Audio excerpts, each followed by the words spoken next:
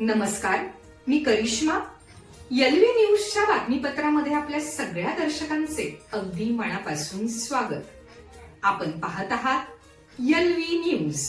बेळगाव सीमा प्रश्नावरून सांगलीत भाजपचे मंत्री चंद्रकांत पाटील आणि राष्ट्रवादी शरदचंद्र पवार पक्षाचे आमदार जयंत पाटील यांच्यात चांगली जुगलबंदी रंगली. बेळगाववासी आशा लावून बसलेले आहेत, पण चंद्रकांत दादा भेटतच नाही असा मिश्किल टोला जयंत पाटलांनी चंद्रकांत पाटलांना लगावला. यावर मंत्री चंद्रकांत पाटलांनीही जयंत पाटलांना खोचक टोला लगावत प्रत्युत्तर दिलंय. पाहूया. शक्यतो मी बोलणार नव्हतो, परंतु सीमा प्रश्नाचा विषयच मामांनी काढलेला आहे.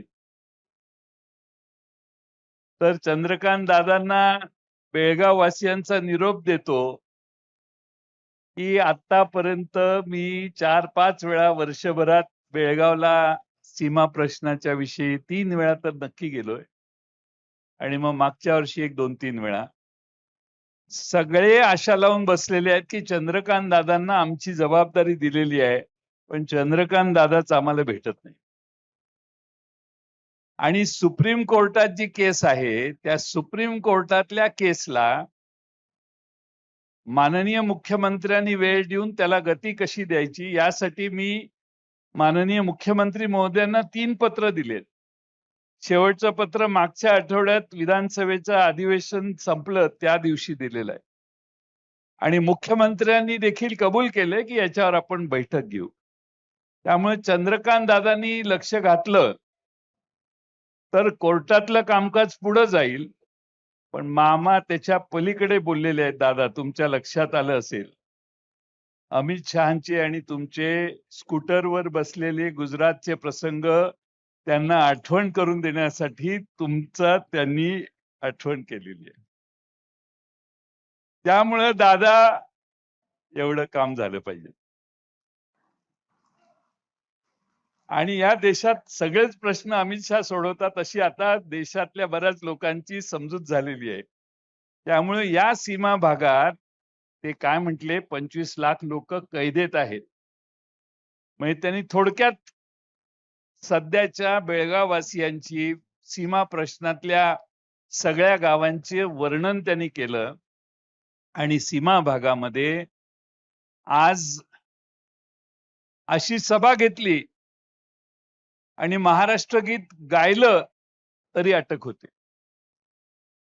सभेत जय महाराष्ट्र म्हटलं तरी अटक होते. नुसती परवानगी मागितली तर परवानगी छोट्या सभांना मोठ्या सभांना तिथं आता मिळत नाही.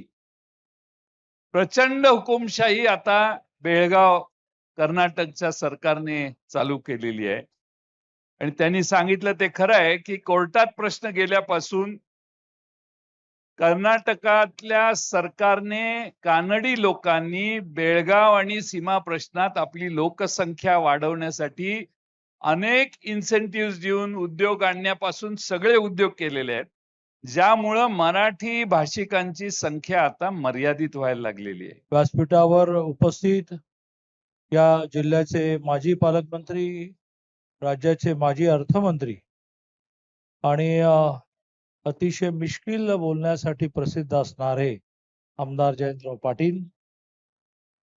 मी टिप्पणी केली की अतिशय मिश्किल बोलण्यासाठी प्रसिद्ध असणारे जयंतराव पाटील आताच मुंबईमध्ये बाय रोड जायचं असल्यामुळे मामांचा सत्कार करून मुंबईकडे गेले असे आमदार गोपीचंद पडळकर.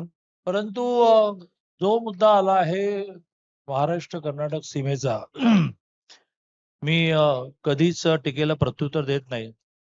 परंतु 60 साली महाराष्ट्राची स्थापना झाली, 47 साली देश स्वतंत्र झाला, 60 साली महाराष्ट्र वेगळा झाला, त्यावेळेपासूनचा प्रश्न आहे.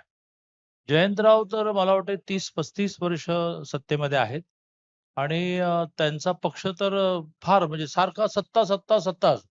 आम्ही आता आलो आणि 5 वर्ष गेलं, लगेच तुम्ही एक षडयंत्र रचलं, 2 वर्ष घालवलं, पुन्हा 2 वर्ष आम्ही आलो. आता जरा स्थिर सावध.